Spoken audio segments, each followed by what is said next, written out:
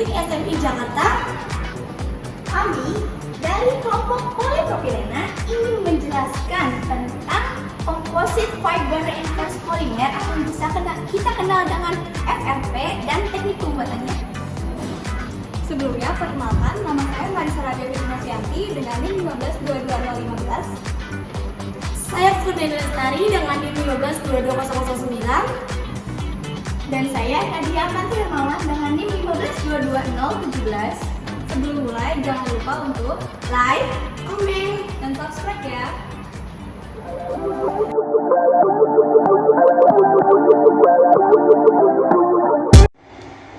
Komposit merupakan material dua fase atau multifase, yaitu material yang terdiri dari dua atau lebih bahan baku yang berbeda, yang bertujuan untuk peningkatan yang signifikan terhadap sifat material yang jauh lebih baik daripada bahan penyusunnya.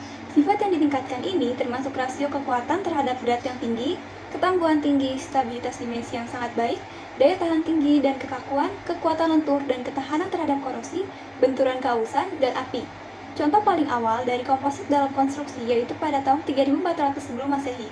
Bangsa Mesopotamia menciptakan kayu lapis dengan menempelkan potongan kayu pada sudut yang berbeda.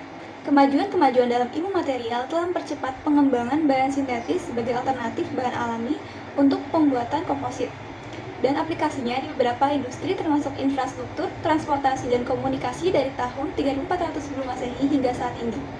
Material komposit dapat diklasifikasikan menurut penyusunnya, yaitu material dasar, juga disebut sebagai matriks atau bahan pengikat, untuk mengikat atau menahan bahan penguat dalam komposit, dan material penguat yang menunjang atau memperbaiki sifat-sifat matriks dalam pembentukan material komposit.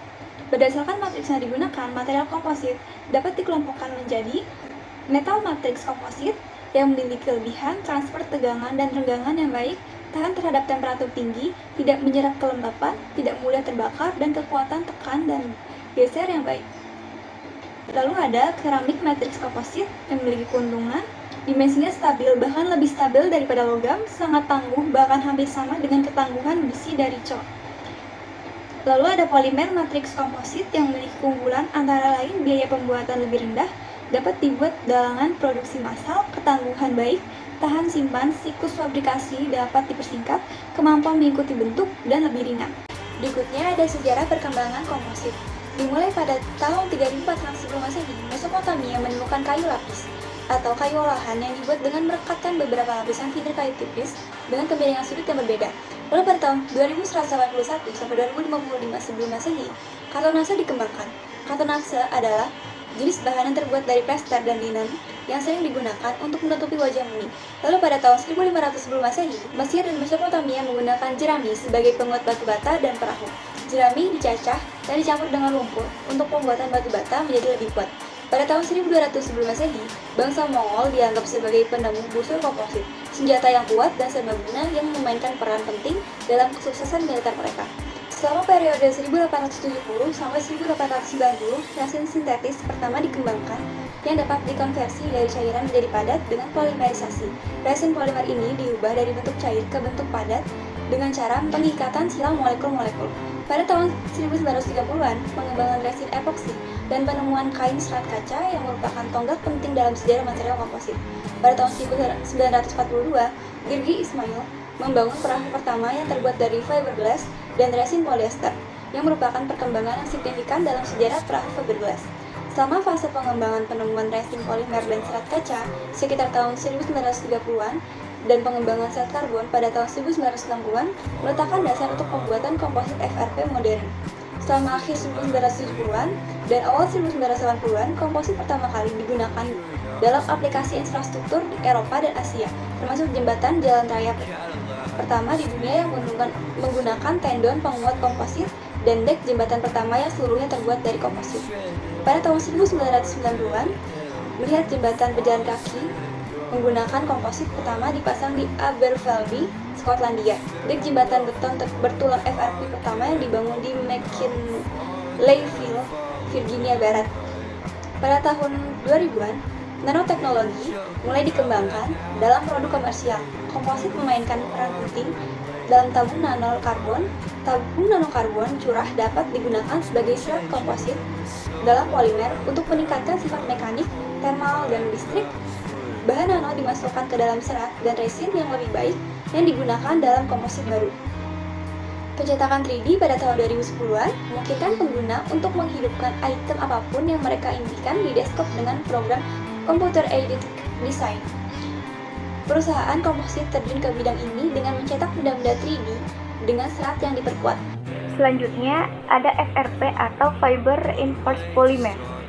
FRP terbuat dari 3 komponen dasar, yaitu yang pertama ada serat.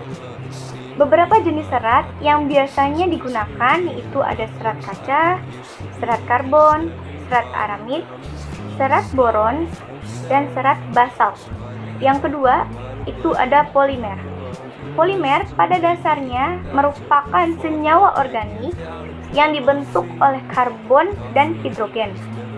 Bahan polimer dapat diklasifikasikan menjadi 2. Yang pertama itu ada termoplastik, dan yang kedua ada termoset.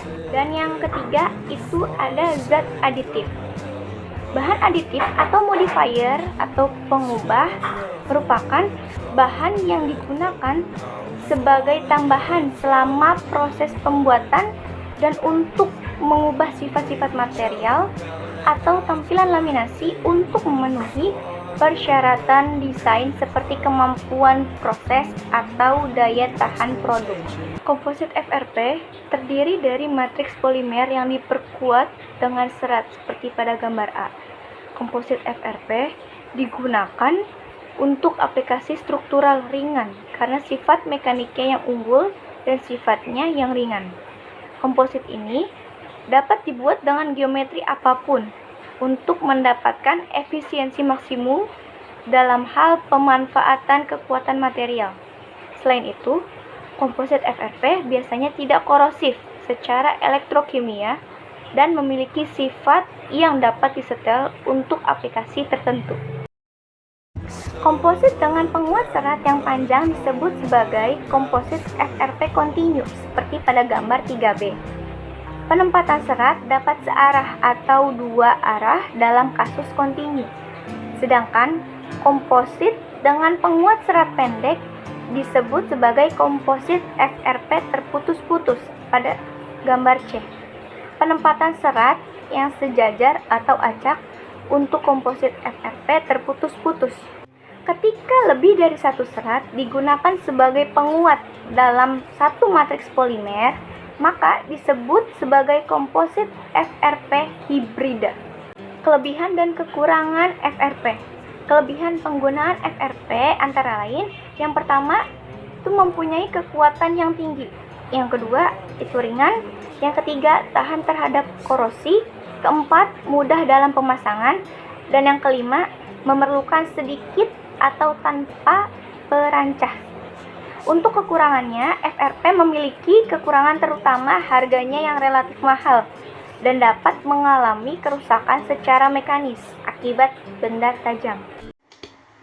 Pembuatan komposit FRP melibatkan penggunaan serat yang dikupas dan diperkuat dengan matriks polimer. Ada 2 jenis proses utama, yaitu pencetakan terbuka dan pencetakan tertutup. Pada pencetakan terbuka, bahan penguat dan resin terpapar ke udara saat proses pengawetan atau pengerasan. Proses pencetakan terbuka yang paling umum untuk pembuatan komposit FRP adalah hand layup, spray layup, dan filament winding. Pencetakan tertutup melibatkan penggunaan cetakan atau kantung vakum untuk menyimpan serat dan resin. Proses ini biasa digunakan di pabrik-pabrik besar.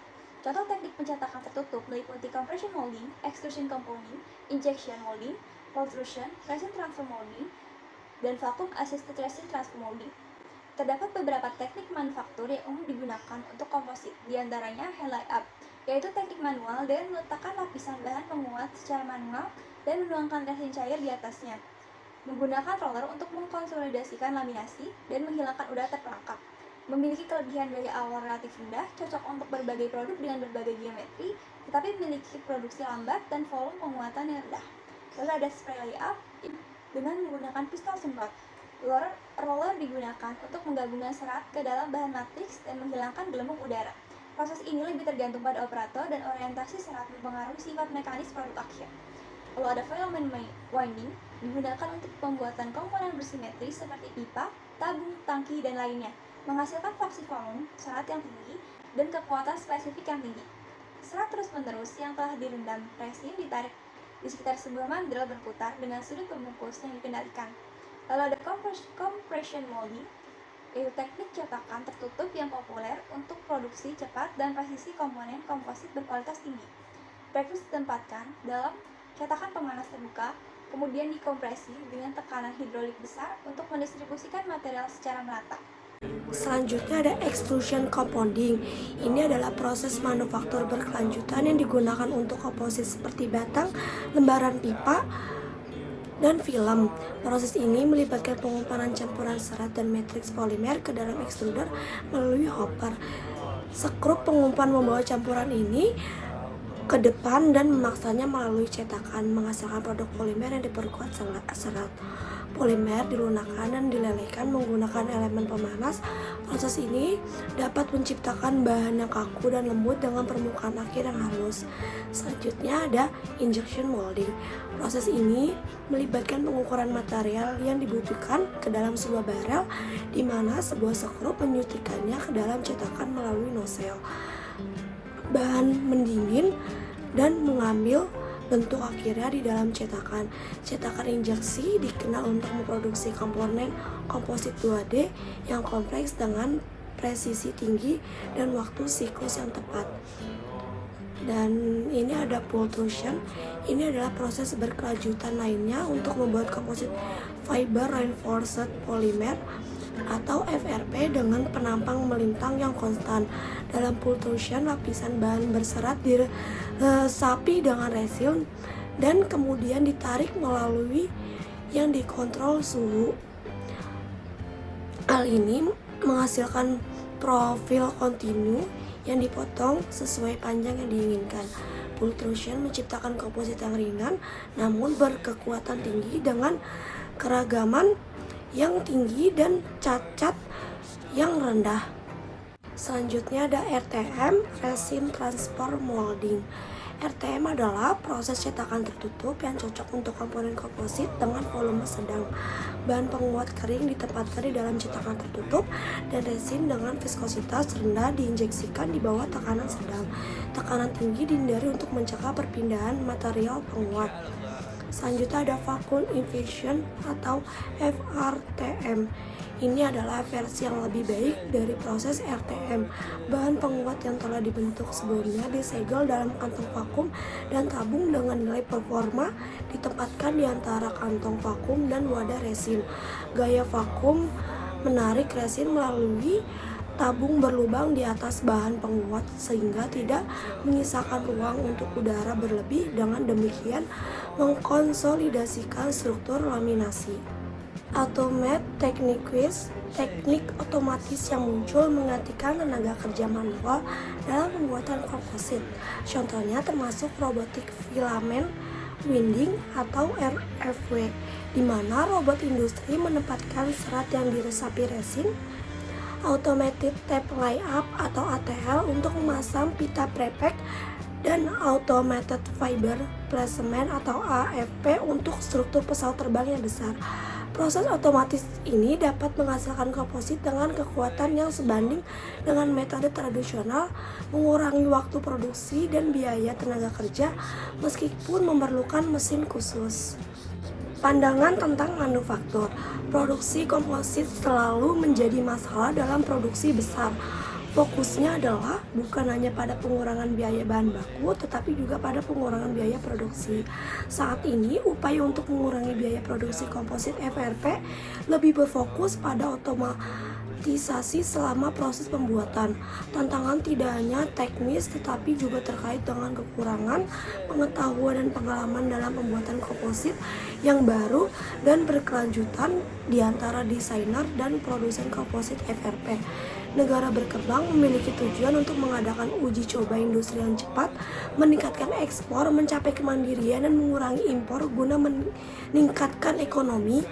Oleh karena itu, masih ada kebutuhan untuk mengeksploitasi sumber daya yang tersedia secara lokal dan berinvestasi dalam penelitian dan pengembangan lokal untuk pembuatan komposit di masa depan.